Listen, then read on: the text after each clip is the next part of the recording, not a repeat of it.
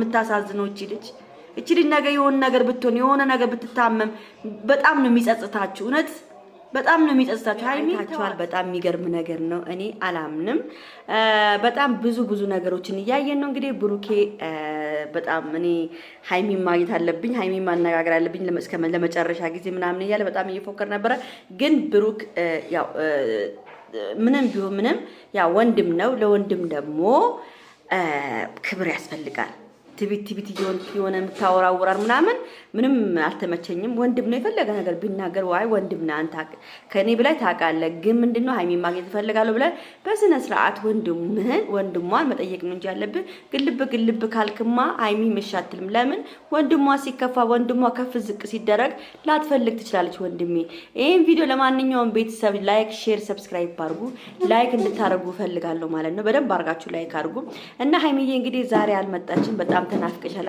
የኔ ቆንጆ የኔ ውድ በጣም ነው ያዘንኩ ዛሬ ስላልመጣሽ እንግዲህ ወንድምሽ እሺ አለንም ብሏል ብሩክም ያው ዛሬ ንግግሩ በጣም ተናዷል በጣም ተበሳጭቷል እንግዲህ ሄዶ እንግዲህ ባዶ ሲያገኝ ያው ይናደዳል ይበሳጫል 2 አመት ሙሉ አንቺ ትብሽ እኔ ትብስ ብለን ነው የኖር ነው አሁን አንተ ምን አገባ በእኛ መሃል አይመለከትህም ብሎ ብሩክ በጣም ግርግርና ምናምን ሁለቱም ፈጥሯል ኤፍሬምም ያው ለምትናገረው ቃላት ደግሞ ያው የሃይሚ እጮኛ ከሆነ እጮኛዋን ደግሞ ማክበር ግዴታክ ነው ታከብሯለ ሁለታችሁ መከባበር አለባችሁ በጣም ተናነቃችሁ መናነቅ በእንደዚህ አይነት መልኩ በጣም ነው የሚደብሩ በመሃላችሁ ማለት ነው ነገ ተነጎዳ ሃይሚና ብሩክ ተጋብተው ብዙ ነገር ለምን የምታዩበት ሊሆን ስለሚችል አማች ነፍስ ነገር ጋል ባትለ ኤፍሬምም ጥሩ ይመስለኛል ብሩክም እንደዛው ክብር በእናንተ መሃል መኖር አለበት እንደዚህ ከተናናቃችሁ ደግሞ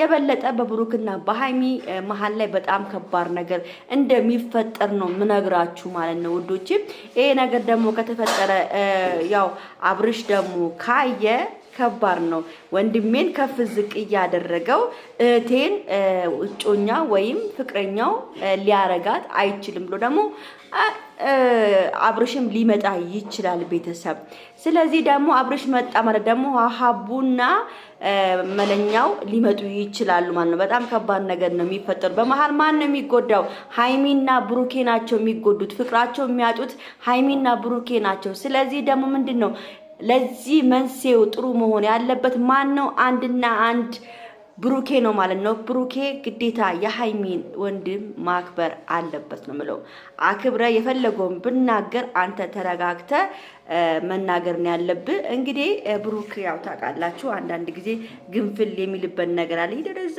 ምናምን በቲቪት ነበር ያም ያው በቲቪት ነው ሲያናግሩ ነበር ሁለታችሁም ከባድ ጥፋት አጥፍታችኋል ሃይሚን በዚህ ጋር አትጉዷት ነው ማለት አንተም እሷም መጉዳት አትችሉም ሃይሚ ከ18 አመት በላይ ነች ራሷ ማዘዝ የምትችልበት ጊዜ አለ ከ18 አመት በላይ ደግሞ ኮነች ራሷን በራሷ ማዘዝ ትችላለች ግን ምንድነው እዚህ ጋር በጣም ከባድ ነገር ደግሞ ከተፈጠረ የቤተሰብ አካል መግባት ይችላል ማለት ነው ስለዚህ ደግሞ ምንድነው ኤፍሬም እህቱን አናግሮ ብሩክንም አናግሮ ማስታረቅ ነው ያለበት እንጂ እሱም ጋልጋል ማለት የለበትም እና ብሩክም ካልተረጋጋ ከባድ ችግር ነው ኤፍሬምም ካልተረጋጋ ከባድ ችግር ነው የሚፈጠረው ብሩኬ ኤፍሬም የሃይሚ ወንድም ነው የሃይሚ ወንድም ነው ማለት ደግሞ ሃይሚ ወንድሟ ካልተከበረ ደስ ላይላት ስለሚችል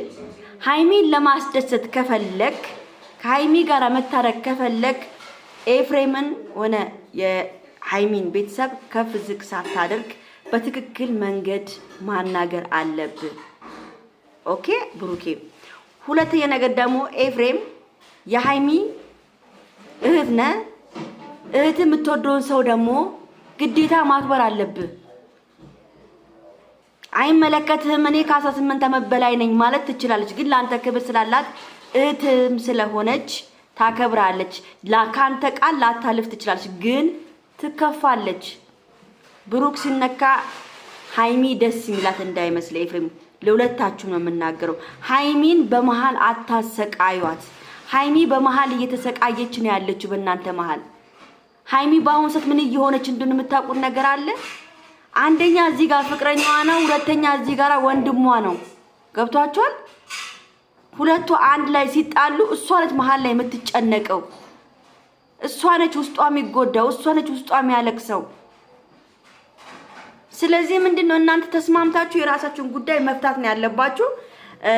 ኤፍሬምም ከሆንክ ከብሩክ ከሃይሚ ጋራ ብሩክን ታገናኛለህ። ብሩክም በጸባይ በስነ ስርዓት አርገ ታወራለህ፣ ነገራችሁን ትፈታላችሁ እንጂ ግብግብ መፍጠር የለባችሁም። ገብቷችኋል? ግብግብ ከፈጠራችሁ ከባድ ችግር ነው የሚፈጠረው እዚህ ላይ። ስለዚህ ግብግቡን መፍጠር ትታችሁ ሐሳባችሁን እንትን ብላችሁ በደንብ እንትን ብላችሁ ማውራት ነው እንጂ ያለባችሁ። እስከመቼ ነው እናንተ እንደዚህ የምትሆኑት? ለምንድን ነው ልጅቷ የምትሰቃየው? በቃ ልጅቷ አታሰቃየው። በጣም ነው የምታሳዝነው። ማርያምን በጣም ነው የምታሳዝነው። ሃይሚ በቃችሁ ከዚህ በኋላ እንዴ! ምን እላለባት ልጅቷ?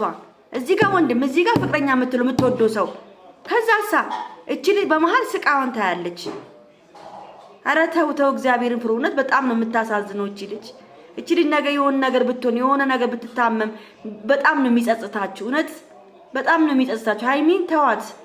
ሃይሚን ተዋት በእናታችሁ። በቃ እኔ ልንገራችሁ፣ መጨረሻችሁ ግን እንዳይጸጽታችሁ። እቺ ልጅ የሆነ ነገር ብትሆን በእናንተ በሁለታችሁ ሰበብ ነው። እውነቴን ነው የምናገረው። ማንም ይፋታችሁ የለም። ለማንኛውም ይሄን ቪዲዮ ላይክ፣ ሼር፣ ሰብስክራይብ አድርጉ። ወዳችኋለሁ። ቻው ቻው።